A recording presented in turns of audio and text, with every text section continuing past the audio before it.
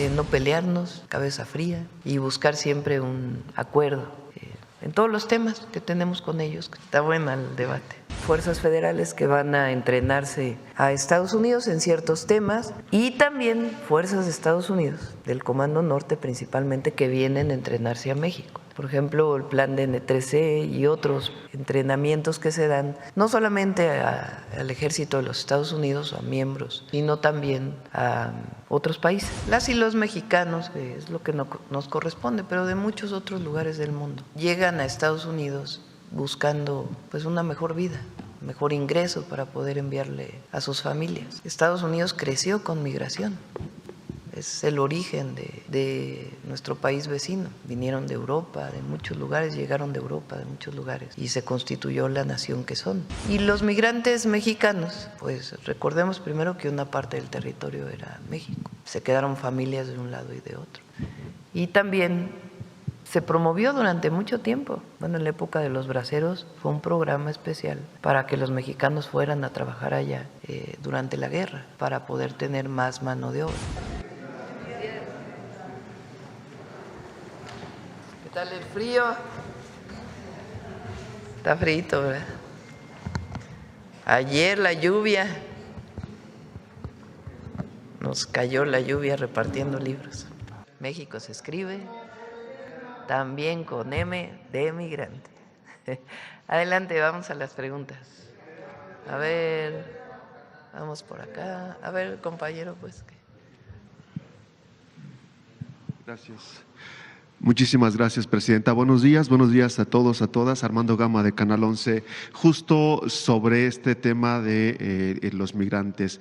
El discurso antimigrante pues ha tomado fuerza en los últimos días. Ya lo vemos con el tradicional discurso del presidente Donald Trump, pero también ahora desde Chile.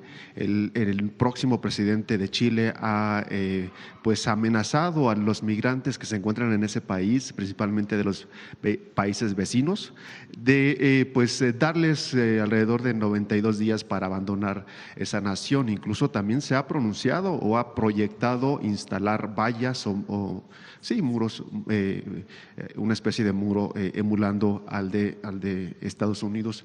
Pues prácticamente estas acciones que contrastan con todos los esfuerzos que ha realizado el gobierno federal para justamente proteger a nuestros paisanos. ¿Cuál es su opinión al respecto, Presidenta? La criminalización de las y los migrantes es no solamente un acto de poca humanidad, vamos a decirlo así, sino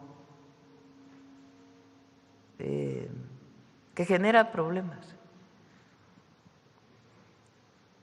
Siempre hemos planteado desde la transformación que la mejor forma de disminuir la migración es invertir en los países, ayudar, proteger a las personas, evitar la pobreza, la desigualdad, porque la gente no migra por gusto. Bueno, habrá un porcentaje que lo haga. La mayoría migra por necesidad. Y nosotros pues nunca vamos a estar de acuerdo con las acciones que criminalicen a las y los migrantes. Nuestra posición es que tiene que haber cooperación para el desarrollo siempre de cualquier país hacia otro y al mismo tiempo la protección de las y los migrantes. Y siempre dar una alternativa. Migrantes que llegan a México de otros países, buscamos darles alternativas de empleo en México, si así lo desean, o de repatriarlos, de regresar a sus países con el apoyo del gobierno en caso de que así lo deseen hacer. Y ha funcionado. Entonces, esa siempre va a ser nuestra posición. Muy bien. Y bueno, en materia económica, la CEPAL recientemente ha reconocido el papel negociador, así lo ha llamado, del Gobierno de México frente a las amenazas por los aranceles de Estados Unidos. básicamente proyecta también un mayor crecimiento económico para nuestro país, 1.3% para el próximo año, motivado justamente por la renegociación del Tratado de América del Norte y bueno, pues el fortalecimiento, el impulso del Plan México y también el Mundial de Fútbol. ¿Qué le parecen estas proyecciones, Presidenta? Nuestra posición con Estados Unidos siempre ha sido de buscar el acuerdo. Esa ha sido la posición que hemos tomado desde que llegamos al gobierno, de no hacer conflicto, sino al revés, buscar el mejor acuerdo posible, manteniendo nuestros principios muy firmes. No a la intervención, no al injerencismo, coordinación sin subordinación, reconocimiento como iguales de dos países, reconocimiento también de nuestros paisanos que están allá, siempre nuestros principios bien firmes. Y en ese marco, buscar el mejor acuerdo posible. Ayer me dio gusto el titular de lo que se llama en inglés el USTR, que no sé exactamente la traducción, pero es el embajador Greer, que es el responsable de la formal de la revisión del tratado, dijo en una comparecencia que es un buen tratado, que tiene que haber correcciones, pero que ha sido benéfico. Y esto es parte, pues, de lo que hemos estado trabajando desde la Secretaría de Economía, la Secretaría de Hacienda, las llamadas, el trabajo que hemos estado haciendo de coordinación en seguridad y en otros temas, y de buscar siempre el mejor acuerdo posible con el gobierno de los Estados Unidos. Entonces nos ha funcionado hasta ahora y vamos a seguir en este esquema de no pelearnos, cabeza fría, y buscar siempre un acuerdo en todos los temas que tenemos con ellos, que son muchísimos, y la protección de nuestros hermanos en Estados Unidos, que es lo que presentó Roberto, el fortalecimiento de los consulados y de la atención consular a todas y a todos. Gracias. Y bueno, aprovechando que está la Secretaría de Gobernación, sobre los alcances de estos acuerdos logrados el día de ayer con los transportistas y productores agrícolas, para evitar justamente que se bloqueen carreteras en estas temporadas de vacaciones, justamente, por favor. Con permiso, Presidenta. Sí, buenos días. Yo decirle que efectivamente, como lo hemos dicho siempre, pues la mejor forma de resolver los problemas es el diálogo. Entonces, como les decimos a los productores agrícolas y también a los transportistas, hablando se entiende la gente. Es lo que dice la conseja popular de nuestros abuelos y es cierto. Para resolver un conflicto, pues se vio ayer que no hay necesidad de bloquear. Siempre los vamos a atender, es nuestra obligación. Entonces ayer, pues no hubo ningún bloqueo, no nos sentamos a la mesa habiendo bloqueos. Habíamos estado dialogando con ellos, escuchándolos, porque es una convicción también hacerlo. Y es importante decirlo, no hay mejor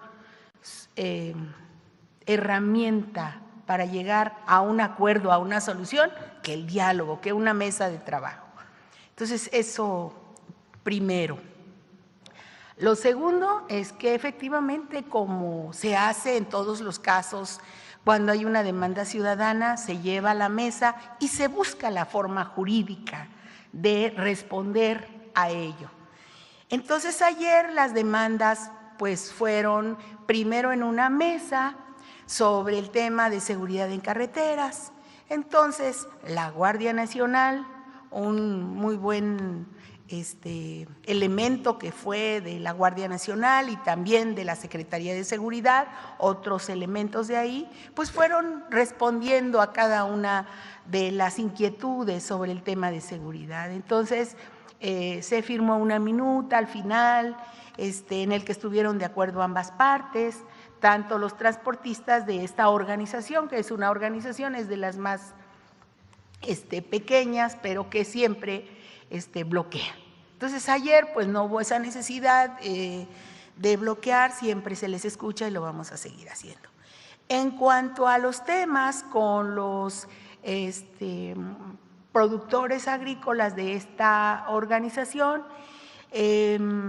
se quedó en mesas para los siguientes días, en unas mesas técnicas que contemplan alguna información que ellos no tenían y dudas sobre el tema de los programas y las ayudas que tiene, como nunca, hay que decirlo, hoy en día, el tema agrícola y el campo. Claro que hacen falta muchas cosas todavía por hacer, pero que vayan también recibiendo la información sobre los tiempos, sobre los apoyos que tiene el Gobierno de México. Entonces, también, bueno, terminó a la 1:30 de la mañana la mesa, pero pues también se firmó una minuta con los acuerdos y pues vamos a seguir caminando y atendiendo a y a otros grupos también.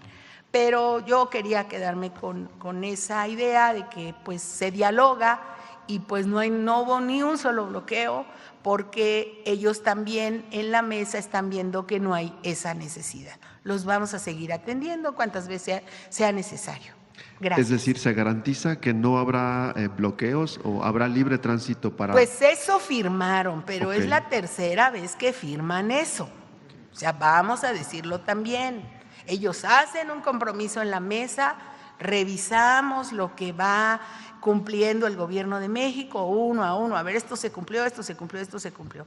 Cuando hay nuevas demandas que se pueden hacer, pues inicia un nuevo diálogo, pero nosotros lo que decimos es que pues un servidor público atiende de mejor manera y con más agrado si no tienes un bloqueo ahí, que te están diciendo en una carretera, que están afectando a gente cuando no hay ninguna necesidad. Lo quiero enfatizar. Y pues con mucho gusto, somos servidores públicos y por obligación tenemos que atender. Pero nuestro punto, ¿cuál es? Que no se afecte a la población. No tienen ninguna necesidad de afectar a la población, sí los estamos atendiendo.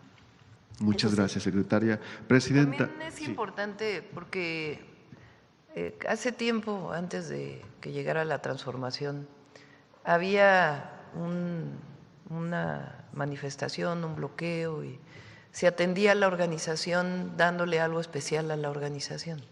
Eso ya no existe. Lo que hay es apoyo a todos. Si la organización lo pide por alguna razón, se hace la evaluación de que en efecto es una demanda legítima, pues entonces apoya a todos los productores, independientemente de qué organización sea. Porque antes se usaba estos esquemas de presión para recibir dinero a una u otra organización, eso ya no ocurre.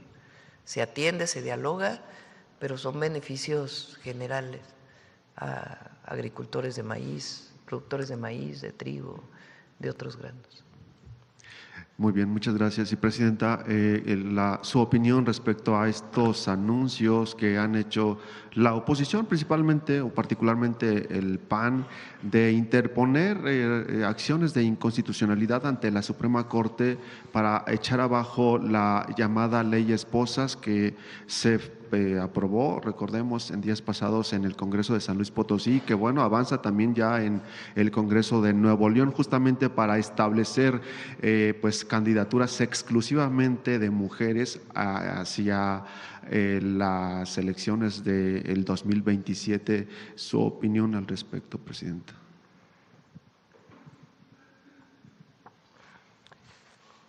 Está bueno el debate. Mi opinión personal es que que en todo caso hay que ver si jurídicamente es procedente o no, doy mi opinión, es que el Instituto Nacional Electoral ya definió un esquema para que haya paridad siempre en los candidatos, candidatas a gobernadores, gobernadoras de los partidos. Entonces, por ejemplo, son 17 gubernaturas a elegirse en el 2027. Entonces, el INE dice, tiene que garantizarse que la mitad, en este caso son 9, que es la mitad más 1, es decir, siempre tiene que haber mayoría mujer. 9 tienen que ser candidatas mujeres y 8 tienen que ser candidatos hombres. Con eso ayuda a la paridad. Gracias a eso hay más gobernadoras mujeres.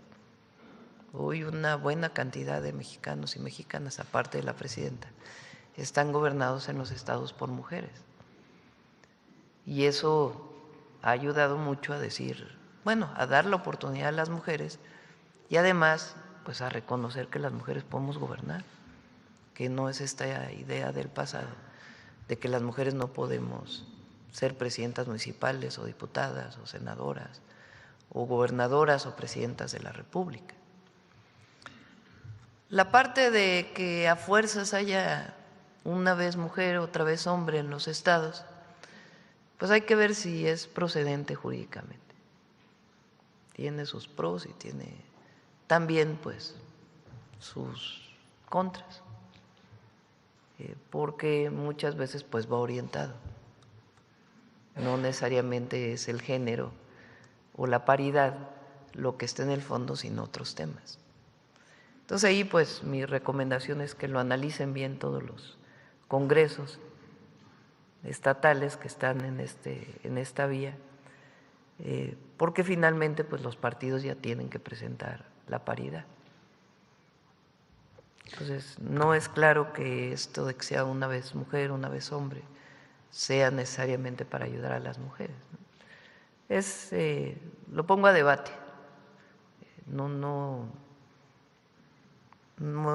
tengo claro, y incluso le pedí al ministro Saldívar que pudiera revisar si está dentro de la ley, porque ya pasó en San Luis Potosí y en efecto lo traen en otros estados. ¿Qué tan, si es jurídicamente viable o no? Más allá de que lo impugne un partido político u otro.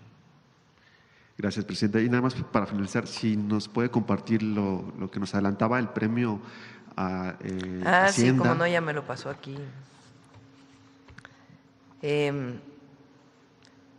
Lo voy a decir en inglés o International Financing Review. ¿Cómo se traduce? Review, ¿qué es? ¿Cómo se traduce en español? Gaceta. La Gaceta, aquí el experto, la Gaceta Financiera Internacional le concedió a México el premio Emisor del Año. México ha sido durante mucho tiempo un referente entre los emisores soberanos de mercados emergentes, pero en 2025 elevó este rol gracias a una ejecución temprana y audaz, innovación estructural y volúmenes de operaciones récord en todos los mercados, con estrategias bien pensadas para optimizar los costos de financiamiento y quizá lo más importante, abordar los persistentes problemas de deuda de la petrolera estatal Pemex, sin dañar las finanzas del gobierno. Felicidades a todos y todas los que son parte de la Secretaría de Hacienda. Muy reconocido. Y bueno, ya que estamos en esta, la cápsula de Mujeres en la Historia ganó en la categoría de animación de los premios TAL, principal reconocimiento a lo mejor de la televisión pública en América Latina. Felicidades a Noemí y a Canal 14.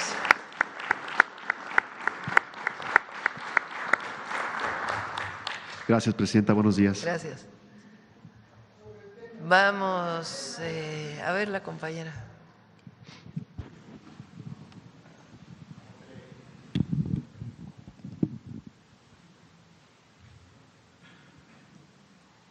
Presidenta, buenos días. Soy Tere Mora Guillén, corresponsal del Canal de las Noticias, que se transmite en el estado de Chihuahua y en Juárez y en los municipios fronterizos de Mexicali y Tijuana. Presidenta, desde principios de esta semana han arrancado caravanas de migrantes de distintos puntos fronterizos. El Instituto Nacional de Migración ha promovido las acciones del programa Paisano. ¿Qué acciones de seguridad se llevan a cabo para proteger estas caravanas? ¿Quién lleva la coordinación con autoridades estatales y municipales? ¿Quieres dar ampliar la información? Sí, gracias.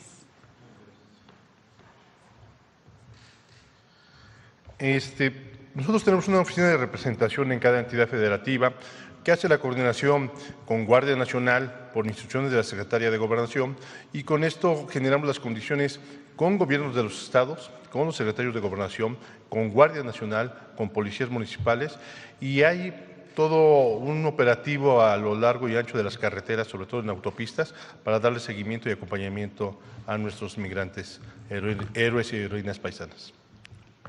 Muy bien. También quisiera preguntarles… Así es. Sí, hay los 2-800-911. En WhatsApp, desde México, el 079 también. Muchas gracias, Héctor.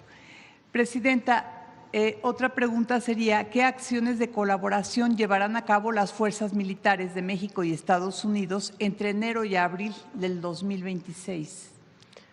Son convenios que se han firmado desde hace tiempo, no hay, digamos, nada extraordinario en lo que ahora quedó en el entendimiento con Estados Unidos, y particularmente hay fuerzas federales que van a entrenarse a Estados Unidos en ciertos temas, y también fuerzas de Estados Unidos, del Comando Norte principalmente, que vienen a entrenarse a México. Por ejemplo, el plan de N3C y otros entrenamientos que se dan no solamente al ejército de los Estados Unidos, a miembros del ejército de Estados Unidos, sino también a otros países. Entonces es parte, pues, de los ejercicios de coordinación, colaboración, cooperación, adiestramiento que quedaron en el entendimiento. Muchas gracias, presidente. Y por último… Y hay mucha relación, sí. Hay mucha comunicación entre el secretario de la Defensa, el secretario de Marina y el comandante Guillot, creo que es, ¿cómo se dice? De la Guardia. Guillot, del Comando Norte de los Estados Unidos. Se comunican muy seguido para distintos temas de coordinación. Siempre Estados Unidos del lado de Estados Unidos y México del lado de México. Muchas gracias, presidenta. Y por último, le preguntaría, con miras al Mundial a celebrarse a mediados del próximo año, ¿qué mejoras se contemplan para agilizar la gestión migratoria? ¿Qué facilidades se brindarán a los extranjeros que arriben a la ciudad de sede? Hay mucho trabajo con migración, con gobernación. Gabriela Cuevas está ahí, Relaciones Exteriores. Se están generando condiciones para facilitar las visas a visitantes y a jugadores de los distintos equipos. Entonces, hay mucho trabajo, hay mucho avance, sí hay facilidad. De acuerdo, muchas gracias, presidenta. Gracias. Vamos sobre el tema. A ver, ¿quién más? A ver, el compañero de allá atrás que no preguntaron. Sí. Sonora, hace mucho tiempo que no te damos la palabra. Buenos días, presidenta. Jorge Salcedo, del Sol de México. Preguntarle sobre este caso de trágico Veracruz que sucede con Ernestina Asensio. Queríamos saber si hay información sobre qué autoridades les correspondería hacer la investigación, si sería de la Fiscalía Estatal allá en Veracruz o si sería la FGR. Hay una serie de recomendaciones que vienen en la resolución y se va a dar cumplimiento a todas las resoluciones. Muchas de ellas tienen que ver con atención a víctimas, no repetición. Entonces, Rosa Isela está coordinando este grupo de trabajo y en cuanto lo tengamos, lo informamos. Está, por supuesto, también la gobernadora de Veracruz. Entonces, son varias recomendaciones, a todas se les va a dar cumplimiento y pues ya les informamos muy pronto a qué institución les corresponde. Sí, también preguntarle sobre el pago de esta reparación, si vendrá desde la SEAP y también si Sí, qué partidas. es la Comisión de Víctimas. Desde También la está Comisión de contemplado. Víctimas. Sí. De acuerdo, muchísimas gracias, Presidenta. También preguntarle sobre otro tema que salió a partir del día lunes con un acuerdo histórico que anunció la Administración estadounidense ambiental, la EPA, sobre el saneamiento o la atención, la resolución al 100% del río Tijuana. Queríamos preguntarle por qué México se comprometió en los próximos 6 meses a generar un plan maestro para este saneamiento y distintas obras que también se van a plantear en este río Tijuana para que, bueno, solucionar este problema del drenaje. Preguntarle si también tiene alguna otra información sobre este acuerdo al que se llegó con Estados Unidos. Lo habíamos anunciado hace meses con la secretaria Alicia Bárcenas, que por cierto está haciendo un excelente trabajo, y particularmente en este tema, porque había una serie de medidas que se habían tomado en su momento que no resolvían de fondo el problema de la contaminación del río Tijuana. Y además, pues no había responsabilidades compartidas, entonces, o no había tantas responsabilidades compartidas. Entonces es mejor lo que se firmó ahora, y Roberto estuvo ahí, a lo mejor nos puedes dar los detalles. Claro, Presidenta, con su permiso. Es un acuerdo que se viene trabajando desde hace varios años y que responde a un problema que empezó en realidad desde el siglo pasado y que desafortunadamente los gobiernos, los últimos gobiernos del siglo pasado y los primeros gobiernos de este siglo, o sea, en el periodo que le llamamos neoliberal, no hicieron nada al respecto, lo dejaron correr, dejaron que cayera en completo estado de abandono la planta de tratamiento de San Antonio de los Buenos y dejaron obviamente pues que se fueran contaminando más las playas de Tijuana y que se tiraran todos estos desechos al mar Pacífico. Entonces, en el sexenio anterior con el presidente López Obrador se hizo un proceso binacional para determinar una serie de obras que los dos países tenían que hacer en cada lado para poder resolver de fondo, como ya decía la presidenta, este problema.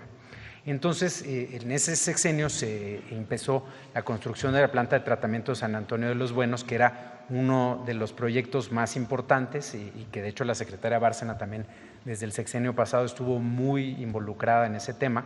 Y ahora lo que hicimos fue, pues digamos, como el acuerdo para establecer un calendario ya muy específico de obras de cada país, de cuándo se tiene que hacer cada cosa para llegar a esta solución de fondo. En el caso de Estados Unidos, por ejemplo, ellos tienen que ampliar la planta internacional de tratamiento que está en San Diego para el año 2027. En el caso de nosotros tenemos que hacer una serie de obras en torno a la planta de tratamiento de San Antonio de los Buenos que van a permitir que no se sigan tirando desechos directamente al cauce del río Tijuana y también explorar algunas nuevas obras adicionales.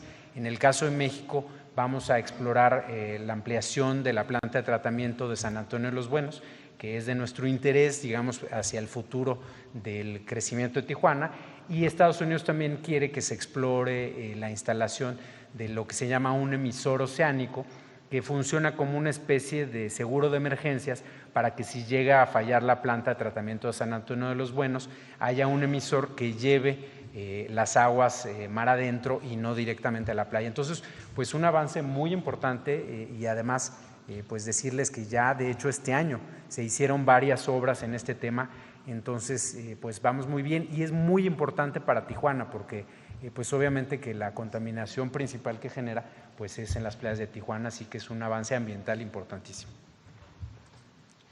Gracias. También preguntarle sobre la incorporación de Estela Damián Peralta a la nueva Consejería Jurídica de la Presidencia.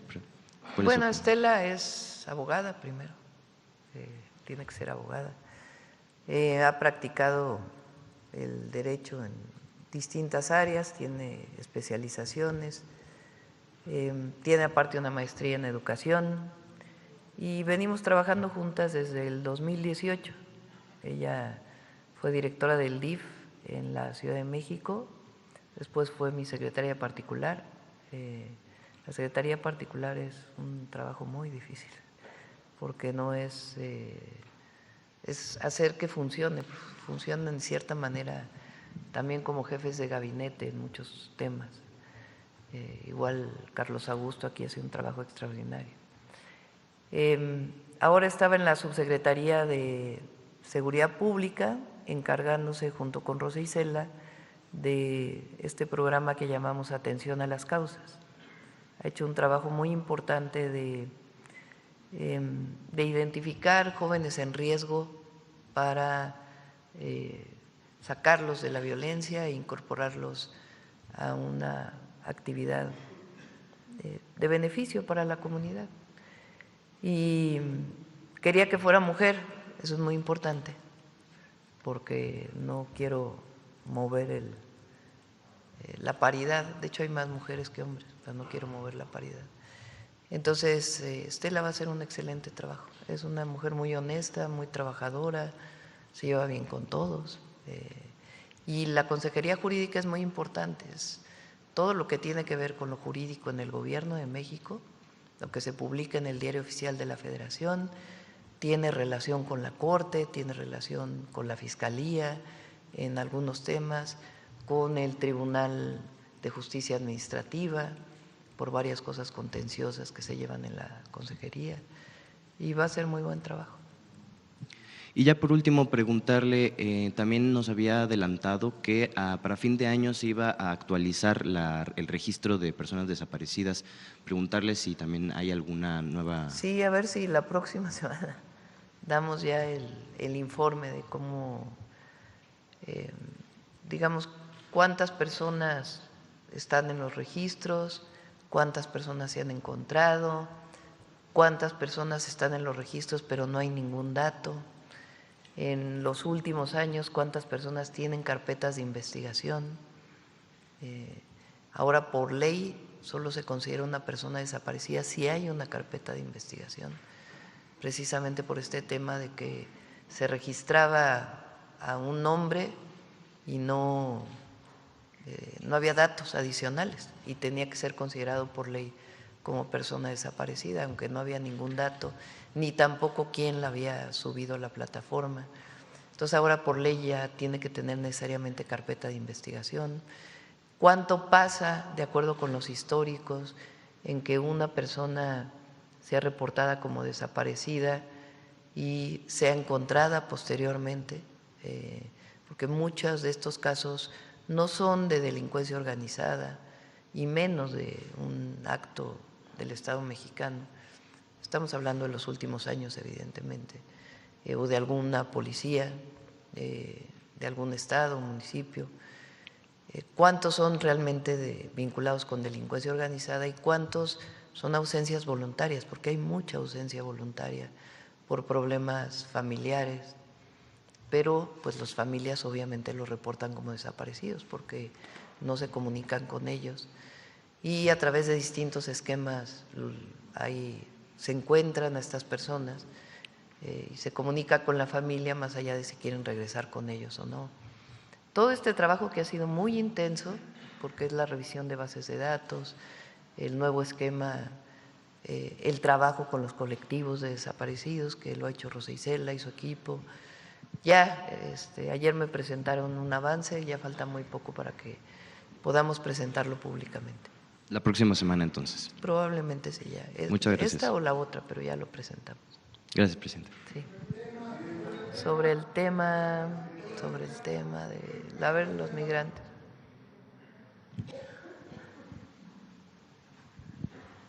Buenos días, presidenta. Buenos días, secretarias y directora. Eduardo Esquivel Ancona, Domo de Cristal. Mi primera pregunta es ¿cómo va a afectar a los migrantes este impuesto que se va a imponer en enero a las remesas, al envío de remesas, el 1%? ¿Y cómo se podría brincar este impuesto que han puesto en los Estados Unidos? La resolución jurídica que optó el Congreso de los Estados Unidos es cobrar 1% de las remesas, aquellas remesas que se envían en efectivo. Entonces, ¿cómo ocurre esto? un hermano allá, un migrante, un mexicano, mexicana que vive en Estados Unidos, usa estas pues lugares que hay, estantes, lugares, donde muchas veces llegan con efectivo y lo dan y dicen quiero que lo envíe a este lugar. Y ahí se hace la transferencia ya electrónica y se puede cobrar en algunos lugares en México. Son remesadoras legales que lo hacen de esta manera. Incluso muchas veces en los propios estantes, en las propias tiendas les cobran algo adicional por hacer este envío.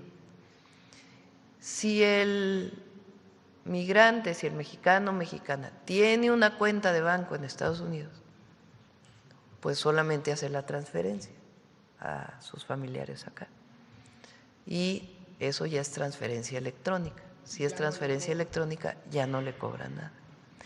Con la tarjeta Finabien no necesitan necesariamente una cuenta de banco en Estados Unidos, porque Finabien a través de Visa está dado de alta en Estados Unidos y de un sistema que utiliza. Entonces, una persona puede llegar a una farmacia, a una tienda y decir, deposítame esto en mi tarjeta Finabien. Se le deposita en la tarjeta Finabien. Antes, obviamente, tiene que haber recibido su tarjeta, 2 tarjetas, y una persona en México tiene que tener también la tarjeta Finabien, que va a cobrar el dinero que les envían a través de las sucursales de Finabien. Entonces, es una opción muy buena porque es legal en Estados Unidos, está regulada y a través de distintos establecimientos pueden depositar el efectivo en la tarjeta Finabien y a partir de una aplicación pueden enviarla a sus familiares aquí en México. Si lo hacen a través de Finabien, que es la que menos comisiones cobra y la que mejor tasa de cambio da, pues entonces van a recibir más dinero y no van a necesitar pagar el 1%. Depende mucho también, a ver si está la presentación que hizo Iván Escalante el lunes, de qué remesadora usen, porque miren, estas son las transferencias electrónicas, que por cierto, de acuerdo con Banco de México, la gran mayoría son transferencias electrónicas. Ya hay menos efectivo que se utiliza para enviar. Pero miren, por ejemplo, si utilizan Finabien y van a enviar $400 allá, ¿cuánto va a recibir su familiar aquí? 7,396 pesos con 30 centavos. Si utilizan, ¿cómo se dirá? Zoom o XOOM, Zoom se dirá, bueno, Zoom, si envían $400, su familiar va a recibir 6,963 pesos. Ahora, vete a la siguiente.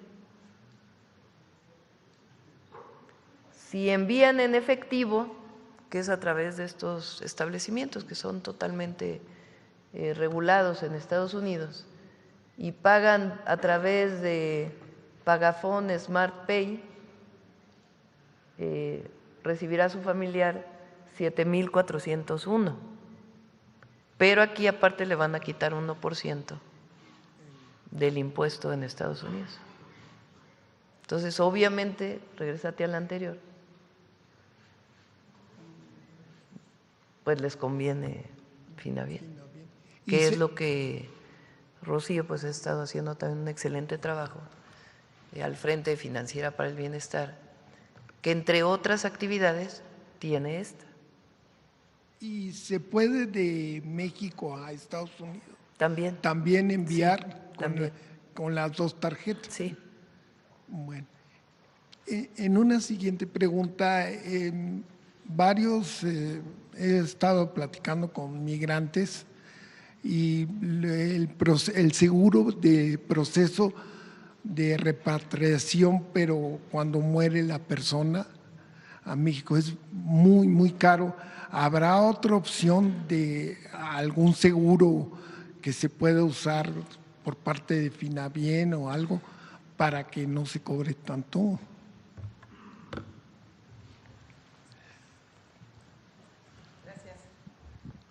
Sí, muchas gracias por la pregunta, porque efectivamente en nuestra red de amigos Finavien nos los preguntan permanentemente.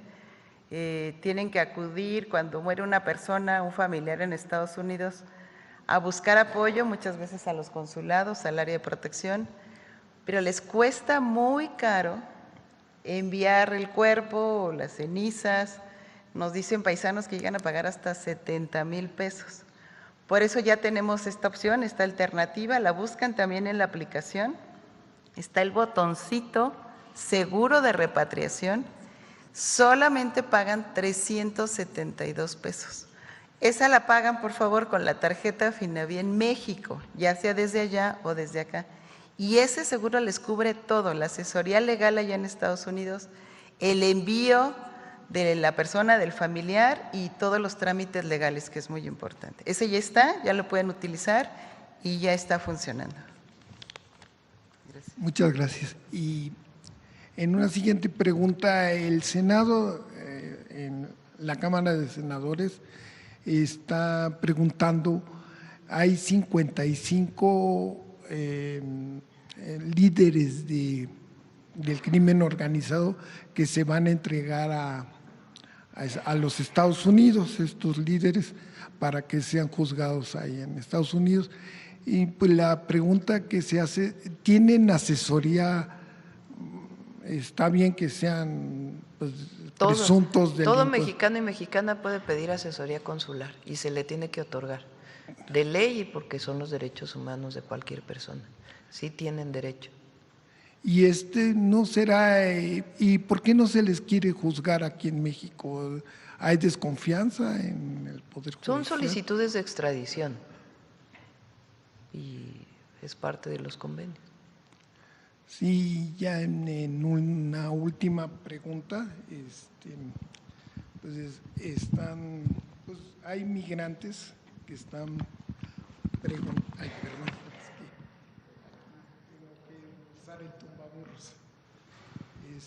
hay migrantes que pues, quieren saber, han estado en juntas, líderes de migrantes, con la Secretaría de Gobernación, con el Congreso de aquí de México, con diputados, senadores, con el INE, porque quieren hacer una ampliación a sus derechos electorales.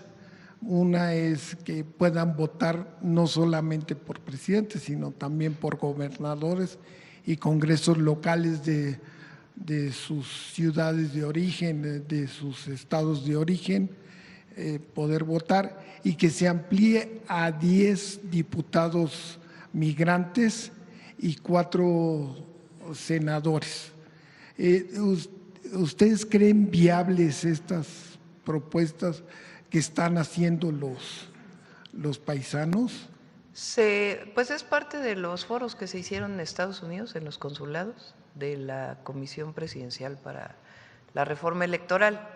Todavía no hay una propuesta formal, pero se les escuchó a todos las propuestas que tienen, y mucho tiene que ver también con el INE y los trámites burocráticos que se generan a la hora de sacar la credencial de elector, que ya se ha visto también con el INE por parte de la Secretaría de Gobernación, y es muy importante que se resuelva también en la reforma electoral, la facilidad para que cualquier mexicano que vive en el exterior pueda votar, y que no se tendrá que inscribir, pero no es esto de que son como 5 trámites para que les llegue la credencial de elector, y luego ya que les llega son otros trámites para decir que va a votar.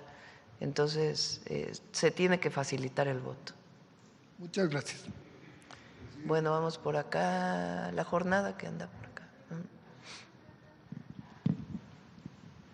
Presidenta, en este tema de los migrantes, su postura, lo que dijo ayer el presidente Donald Trump, de que pues con los migrantes han afectado el bienestar de Estados Unidos y vuelve a tachar de criminales, y acusa inclusive a la administración anterior del expresidente Biden de haber permitido, solapado todo el ingreso de migrantes. ¿Usted qué opina? Pues no estamos de acuerdo. Las y los mexicanos, que es lo que nos corresponde, pero de muchos otros lugares del mundo, llegan a Estados Unidos buscando pues una mejor vida, mejor ingreso para poder enviarle a sus familias. Estados Unidos creció con migración, es el origen de nuestro país vecino. Vinieron de Europa, de muchos lugares, llegaron de Europa, de muchos lugares, y se constituyó la nación que son. Y los migrantes mexicanos, pues recordemos primero que una parte del territorio era México, y se quedaron familias de un lado y de otro. Y también se promovió durante mucho tiempo, bueno, en la época de los braceros fue un programa especial para que los mexicanos fueran a trabajar allá durante la guerra, para poder tener más mano de obra. Y los mexicanos y mexicanas pues ya viven allá de tercera, cuarta generación, quinta generación, y tienen mucha identidad con México, y algunos pues de primera generación. La migración de mexicanos y mexicanas en el último periodo, en el sexenio del presidente López Obrador, disminuyó mucho.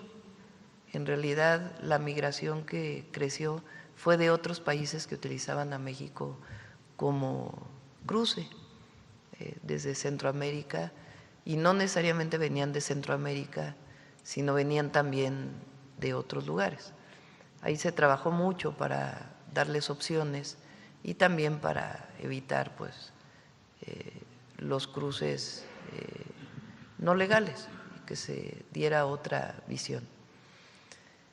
Nuestra visión siempre será que lo mejor para disminuir la migración es la cooperación para el desarrollo. Si en México hay empleo, hay buenos salarios, hay condiciones para el desarrollo de las familias, pues ¿para qué se van a ir a Estados Unidos?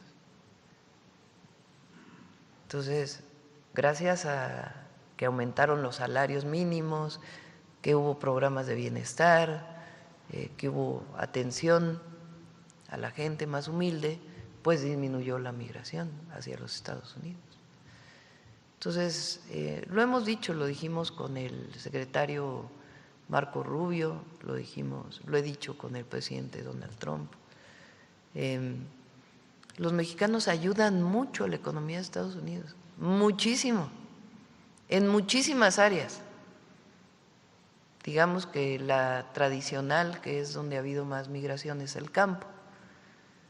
Entonces, la producción agrícola en California no sería lo que es si no fuera por las y los trabajadores mexicanos, que además somos muy trabajadores. Pero también en la construcción, y también en los servicios, y también en muchas otras áreas donde no había mexicanos y mexicanas, centros de investigación, científicos, académicos que viven allá. Entonces, nosotros buscamos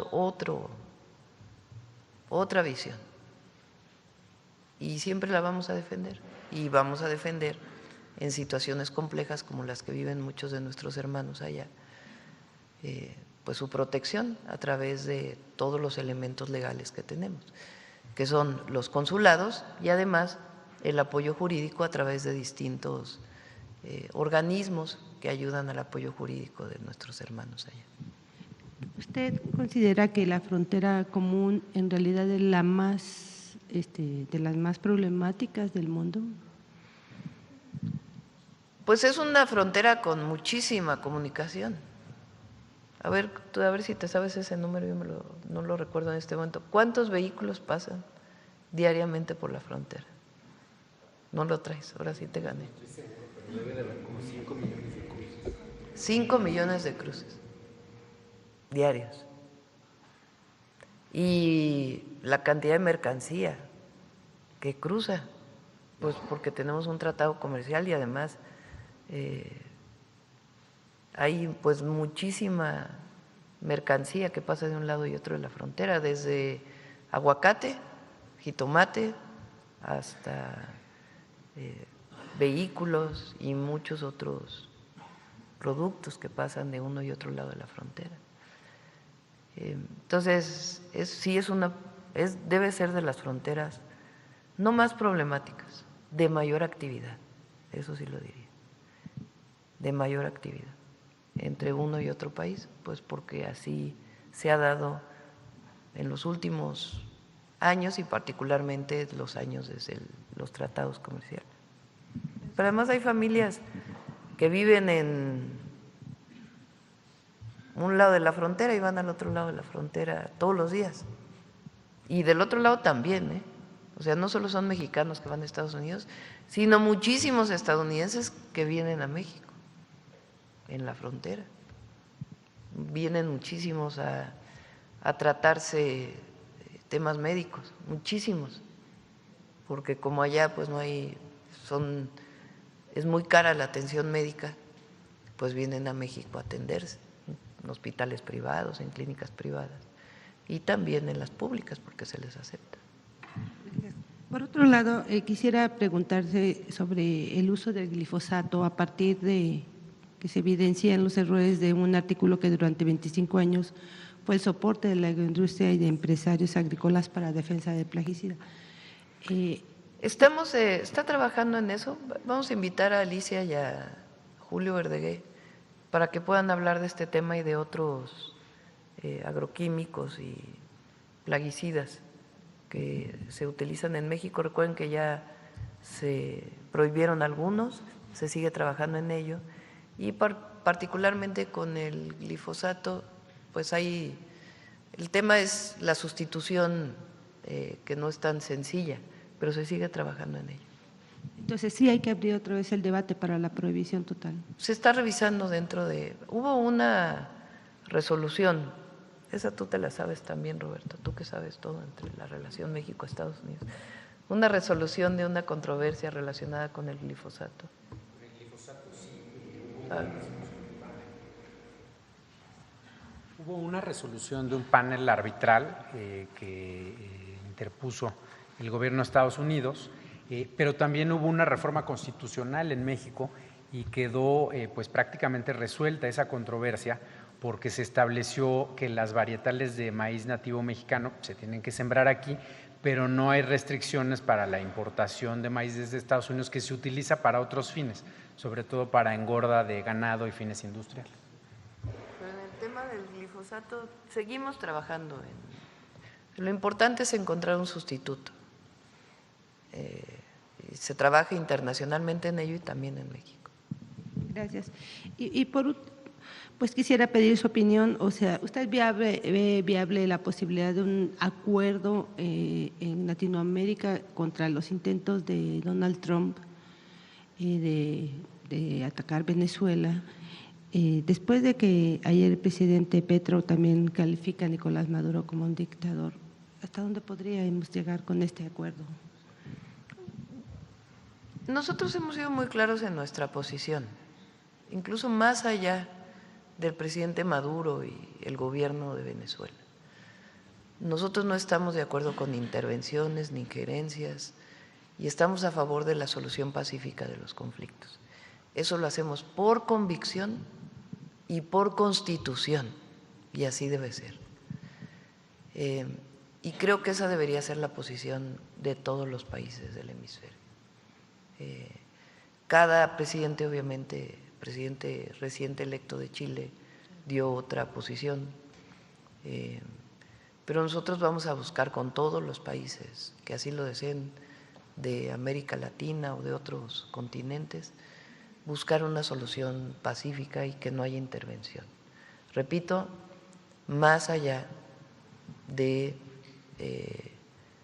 el gobierno de Maduro en Venezuela, ese es otro tema. El tema central es el intervencionismo y el injerencismo.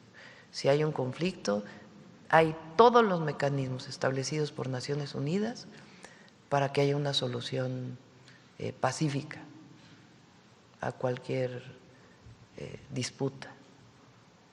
Y tienen que participar todas las partes, evidentemente. Esa siempre va a ser nuestra posición. Lo hacemos, es más, esa ha sido la posición de México desde hace mucho tiempo. Algunos presidentes la defienden más, otros la defienden menos, o la han defendido históricamente menos. Pero esa tiene que ser la posición de México y de todos los mexicanos. Porque aquí también hay muchos que nos critican por defender la Constitución. ¿Cómo la presidenta de México está llamando a la no intervención? No, sería gravísimo, gravísimo que la presidenta de México estuviera de acuerdo con alguna intervención, porque estaría incluso violando la Constitución de la República. Entonces, todos los que andan buscando intervencionismo en otros lugares y también en México, pues violan la Constitución para empezar. Entonces, esa va a ser siempre nuestra posición. Sí, en ese sentido quería comentarle, porque ya se ha estado mencionando el riesgo que podría tener inclusive en México con este llamado que hace el presidente, con este señalamiento que dice el presidente Trump de que pues, Venezuela les quitó su petróleo, pues, ¿no? Sí, pues es muy cuestionable eso, ¿verdad? Pero lo importante es que no haya, que por cierto tenía razón ayer cuando dije que los buques que no pueden entrar y salir son los sancionados, no son todos, son los sancionados, así lo escribió el presidente Trump en su red social, y ayer yo dije no son todos los buques, son los buques sancionados, hay que leer bien la publicación, y ayer se aclaró este tema de petróleo, y evitar al máximo lo que pueda hacer México para evitar cualquier solución armada. Vamos a estar ahí siempre. Y nuestra posición debe ser siempre clara. Y eso no tiene por qué intervenir en nuestra relación con Estados Unidos, porque hay cooperación, hay coordinación con Estados Unidos, pero nosotros tenemos una Constitución y tenemos que defender nuestros principios. ¿Y ya iniciaron contactos con alguien, presidenta, en este sentido para tratar de hacer lo más que pueda México? No hemos recibido alguna solicitud en particular, no la hemos recibido. Ha habido comunicación a través de la Secretaría de Relaciones Exteriores, pero no hemos recibido ninguna solicitud formal y nuestra posición siempre va a ser esa. Gracias. A ver, la compañera. 460,000 cruces vehiculares diarios. Ah, no eran 5, 1 millón. 1 millón de personas. Sí. Bueno, adelante. Buen día. 5 millones a la semana, vamos a ver. 5 a la semana. Hatsiri Magallanes de MBS Noticias. Preguntarle sobre esta nueva alerta que emitió la Embajada de Canadá en torno a que sus ciudadanos no vengan a 14 estados del país. Preguntarle si esto no repercute en la imagen de México, sobre todo en este proceso que está del Mundial, de los preparativos para el Mundial. Pues miren cómo ha aumentado a ver si tienes ahí el de Josefina, que presentó hace algunas semanas, cómo ha aumentado el turismo canadiense en México. A ver si lo tienes. Ha aumentado muchísimo y va a seguir aumentando porque México es grandioso y todo el mundo quiere conocer nuestro país. México está de moda. Canadá, 11.4% de incremento en el 2025 y va a seguir aumentando. Entonces, pueden venir a México. Aquí los recibimos con los brazos abiertos a todos.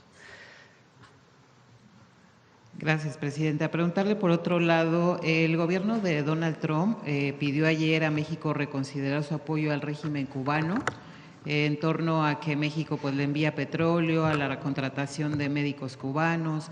Dice que no está alineado con los valores que tiene Estados Unidos o con la política exterior, ¿no?, de Estados Unidos con México. ¿Su gobierno estaría dispuesto a reconsiderar la relación con el gobierno de Cuba? Este ha sido un tema permanente desde la Revolución Cubana, desde 1959, con Estados Unidos, en la relación México-Estados Unidos. El presidente, en el 60 estaba López Mateos, ¿no? Luego Díaz Ordaz, luego Echeverría, luego López Portillo, luego Miguel de la Madrid, luego ¿quién? Salinas de Gortari, luego Zedillo. Bueno, Fox tiene el Comes y te vas, ¿verdad? Por cierto, era canciller Castañeda.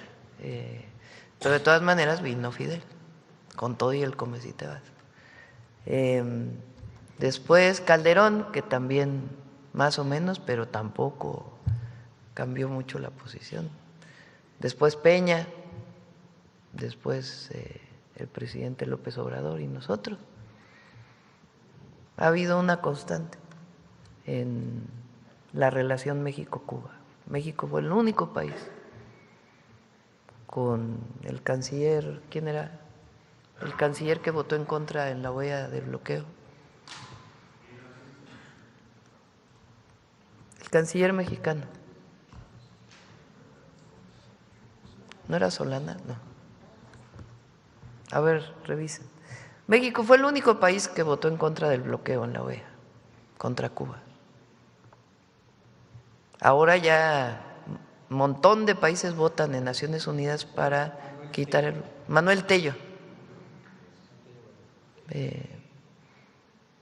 Entonces, esa relación siempre ha sido pues una diferencia entre el gobierno de Estados Unidos y el gobierno de México. Entonces, no tiene por qué influir en las relaciones México-Estados Unidos. A pesar de y nuestra posición es soberana, es una decisión soberana y tiene que ver mucho con el humanismo que representamos. Los pueblos no tienen por qué sufrir. El bloqueo es una acción muy compleja para los pueblos. Quien sufre es el pueblo. Entonces, nuestra posición con relación a Cuba se va a mantener. Gracias, presidenta. Como se ha mantenido, repito, desde López Mateos. Gracias. Por otra parte, su opinión respecto a esta decisión de la Fiscalía de dar marcha atrás al perdón que había otorgado el fiscal anterior, Alejandro Gertz Manero, ahora en torno al dueño de Miss Universo, ¿no? Ya estaba como testigo colaborador, ya tiene una nueva orden de aprehensión. Preguntarle su opinión y, bueno, se dice que está prófugo, ¿no? ¿Tiene información? Tiene que informar la Fiscalía. Es un tema de la Fiscalía y tienen que informar. Pero sí tenemos información, pero a quien le corresponde informarlo es a la Fiscalía. Y ya por último, presidenta, el Departamento del Tesoro sancionó al cártel de Santa Rosa de Lima por el tema de Huachicol. Dice Estados Unidos que el Marro operaba todavía desde la cárcel. ¿Su gobierno tenía información respecto a esta? Ya venía de antes. El congelamiento de cuentas se hizo hace ya varios años, no es algo nuevo. Ahora hay una sanción adicional, pero ya venía desde hace tiempo el congelamiento de cuentas. Hoy nos los informó Omar Reyes, que es el titular de la UIF. ¿Y de que esta persona ya operaba y sigue operando todavía, ya tenían conocimiento también? Bueno, eso le corresponde a la Secretaría de Seguridad si es que hay algún ilícito que se comete desde los centros de detención. Gracias, presidente. Bueno, ya son 9:25, ya vámonos a desayunar. ¿Perdón? Ah, sí, muy importante. No sé si se acuerdan que ya he dicho varias veces aquí que Rosa Isela, que hace un excelente trabajo, entre otras cosas, ha estado viendo con el gobernador de Sonora y con varios compañeros del gobierno, pues la exigencia que hemos tenido al Grupo México para que se cumplan una serie de condicionantes que quedaron desde aquel, el derrame, ¿no?, en el río Sonora de contaminantes. Y a partir de ahí se hizo una mesa de trabajo. Hay muchas cosas que se quedaron a la mitad, que una parte de la limpieza del río, una clínica, sistemas de medición, varias cosas que piden las comunidades y que no se solventaron.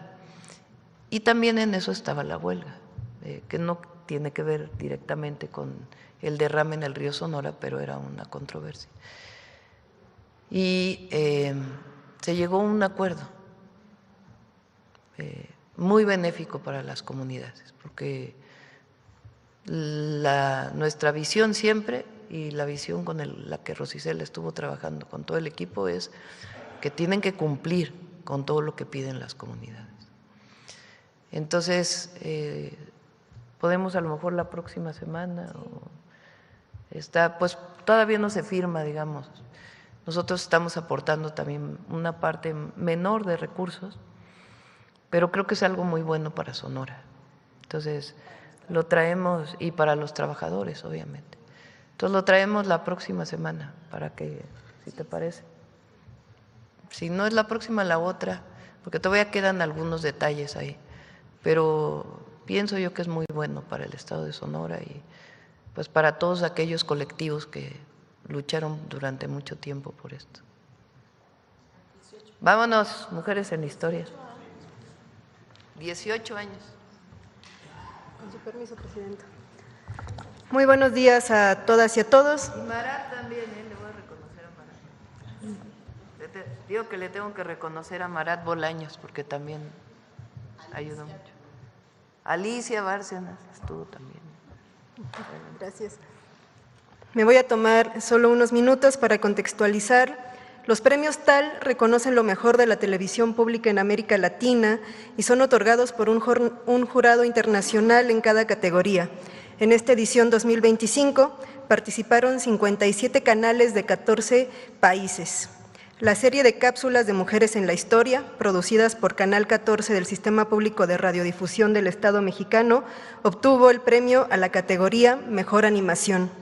Detrás de los 3-4 minutos de historia que se presentan aquí cada jueves, este año llegamos casi a las 50, casi 60 desde que inició el gobierno de la presidenta Claudia Sheinbaum, está el trabajo de quienes hacemos investigación histórica, sí, pero también quienes hacen la investigación iconográfica, muy importante, guión, locución, edición, diseño sonoro, diseño gráfico y, por supuesto, animación. Gracias a todas y a todos quienes participan y, sobre todo, en la parte de la ilustración.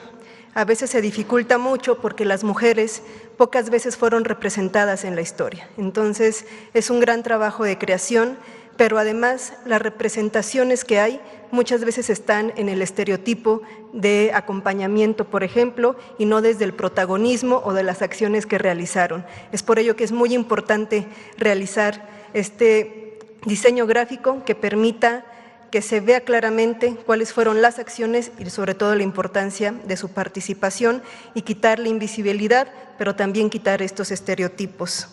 El día de hoy presentamos también con animación la historia sobre las chichiguames.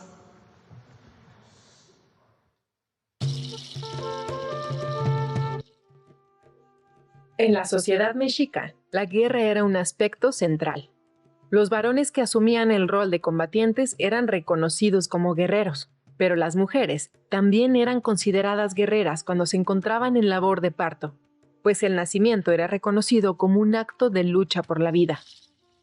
Las mujeres que morían en algún momento de la gestación o durante el parto se convertían en cihuateteo, mujeres divinas o mujeres diosas. Cuando el recién nacido quedaba huérfano, su cuidado pasaba a manos de otras mujeres lactantes, llamadas chichiguame, quienes alimentaban a los bebés, los acompañaban en su crecimiento y les transmitían saberes, afectos y cultura. Con sus cuidados, ellas terminaban de formar a los seres humanos que llegaban al mundo sin estar completamente listos, como quedó registrado en el Códice Florentino. ¿Y tú? No eras así entonces cuando viniste. Antes no podías defenderte. Antes no podías extender los brazos. Sí, te hizo cuajar tu venerable madre, que junto a ti sufrió, junto a ti se fatigó, junto a ti estaba cabeceando de sueño, y su venerable leche te hizo cuajar. Con la conquista, las mujeres indígenas continuaron con estas labores dentro de sus comunidades y en los hogares de las familias españolas y criollas. De esta manera, ellas siguieron transmitiendo sus conocimientos y su cultura generación tras generación. Esta práctica se extendió a lo largo de la colonia y abrió una posibilidad para que mujeres indígenas y afrodescendientes tuvieran un ingreso significativo y lograran la subsistencia de sus propios hijos. Las chichiguas de la época novohispana cuidaron y alimentaron a las infancias de las familias principales, pero estas mujeres también hicieron mucho por las infancias desfavorecidas, como en la Casa de Niños Expósitos, donde fueron contratadas para alimentar a las niñas y niños huérfanos. En el México independiente, la práctica de las chichiguas se asimiló en la figura de las nodrizas europeas, quienes alimentaban a las hijas e hijos de las élites. A pesar de que las chichiguas ayudaron a disminuir los altos índices de mortalidad infantil, su labor ha sido muy poco reconocida históricamente e incluso fue cuestionada por los médicos del siglo XIX. Pero no podemos olvidar que fue a través de estas relaciones de cuidado que se tejieron vínculos sociales y culturales. Cuando una mujer indígena o afrodescendiente alimentaba a un bebé criollo, también le enseñaba cuentos y le cantaba canciones, muchas en lenguas originarias. Sus cuidados, apapachos y palabras aún resuenan en la cultura mexicana. 2025 fue declarado Año de la Mujer Indígena y comenzamos el año reconociendo la historia de las mujeres que integran la identidad gráfica del Gobierno de México. La Reina Roja, la señora Seismono, Tecuichpo y Xutatsin, gobernante de Tula. Las cuatro representan mujeres en la defensa de sus pueblos y líderes de gobierno, pero también en esta sección nos gusta hablar en colectivo, así es que destacamos las actividades diarias en las que hemos colaborado y contribuido las mujeres. El día de hoy, el trabajo del cuidado. Si bien hoy podemos hablar del Sistema Nacional de Cuidados como una política pública integral que busca reconocer, redistribuir y profesionalizar este trabajo, que había sido una carga desproporcionada para las mujeres. Un reconocimiento a todas y a todos los que nos dedicamos al cuidado. Muchas gracias y bueno, esta es la cápsula con la que se cierra el año 2025. Que tengan excelente cierre de año. Muchas gracias. Gracias.